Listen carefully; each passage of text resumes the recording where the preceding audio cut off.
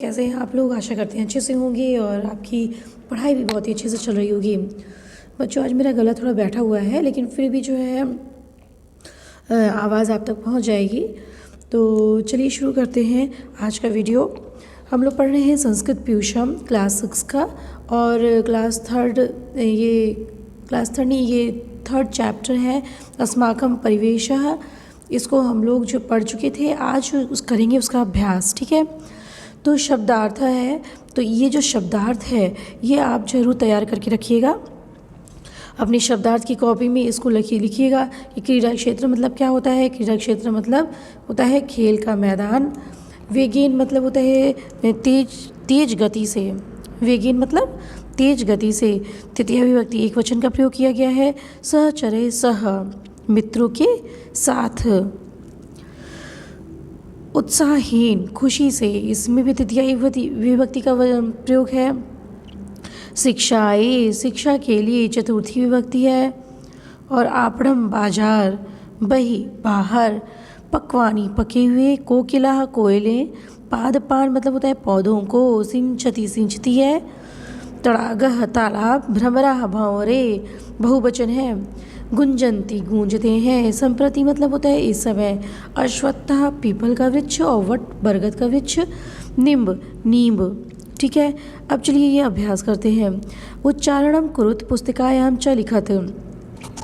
उच्चारण करिए और पुस्तिका में लिखिए। ये कहने का मतलब ये होता है कि आप अच्छे से उच्चारण कर सकिए, और संस्कृत का मुख्य जैसे आप रीडिंग लगाते हैं तो उसका जो उच्चारण कर वाचन कर सकिए, ये संस्कृत में प्रमुख होता है। तो ये सबसे पहले जो है ये बेस है, समझ लीजिए संस्कृत का। तो उच्चारणम कुरुत पुस्तिकायां च लिखत, उच्चारण करिए और पुस्तिका में लिखिए। ये कौन सा लकार हो गया लिखत? लोट लकार। ठीक, मध्यम पुरुष एक वचन। क्रीड़ा क्षेत्रम, शिक्षाए, गुंजनम, उत्साहे, निपुस्तिकाभ्यः, अश्वत्थः। इस तरह आप भी पढ़िएगा और इसको अपनी कॉपी पे लिखिएगा। कुसुमानां वृक्षेषु कुपात, शिक्षाए नेत्राभ्याम।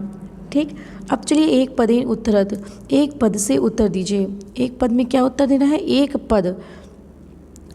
ठीक, एक पद का मतलब होता है कि एक शब्द, लेकिन संस्कृत में पद तब बनता है जब हम उसमें क्या लगा देते हैं? प्रत्यय इत्यादि लगा देते हैं। जैसे राम है तो राम कोई शब्द है। ठीक, अभी ये शब्द है, पद नहीं बना है। लेकिन जब हम इसको बोल देंगे रामः, तो ये रामः क्या हो गया? एक पद हो गया। तो हमको एक पद में उत्तर देना है।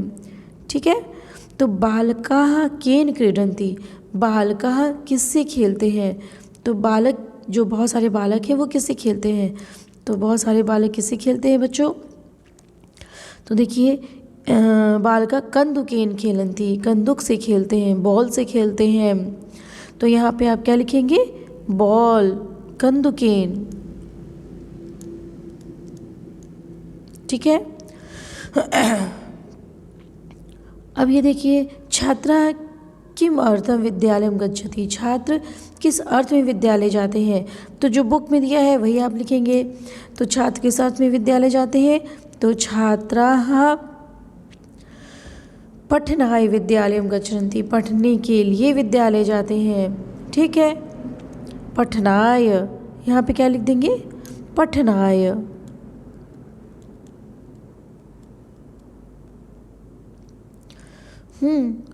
फलानि केभ्यः पतन्ति, फल किससे गिरते हैं? तो वृक्षेभ्यः, वृक्षों से गिरते हैं ना फल। तो क्या हो जाएगा? वृक्षेभ्यः। प्रातः कस्य प्रकाशः भवति, प्रातः किसका प्रकाश होता है? तो भाई देख लीजिए, प्रातः तो सूर्य का प्रकाश होता है ना, लेकिन जो आपकी बुक में है वही है प्रातः काले वयम उद्यानम गच्छामः सूर्यस्य प्रकाशः भवति, किसका प्रकाश होता है? सूर्य का। तो क्या लिखेंगे आप? सूर्यस्य प्रकाशः।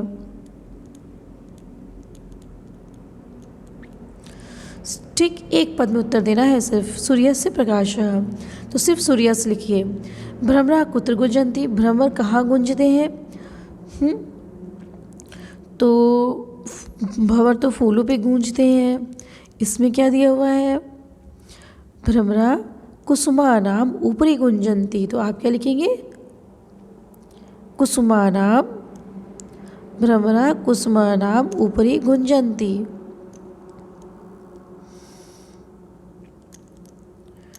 कुसुमा, एक मिनट,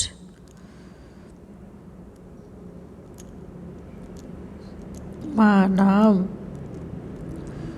ऊपरी, ये पूरा लिखिए, कुसुमानाम ऊपरी, कुसुम के ऊपर। ठीक है। अब मंजुषात पदानि चित्वा वाक्यानि पूरयत, मंजुषात से, अब मंजुषात कहाँ है? यहाँ मंजुषात दिया ही नहीं है, मंजुषात मतलब ब्रैकेट में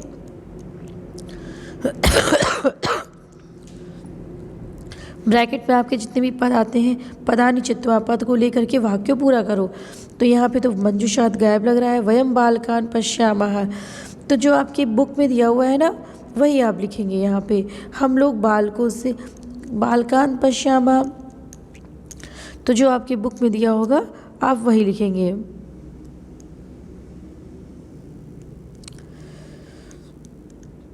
नेत्राभ्याम, क्या लिखेंगे? नेत्राभ्याम, ये क्या है? वयम बालकान, तो लिखेंगे आप नेत्राभ्याम।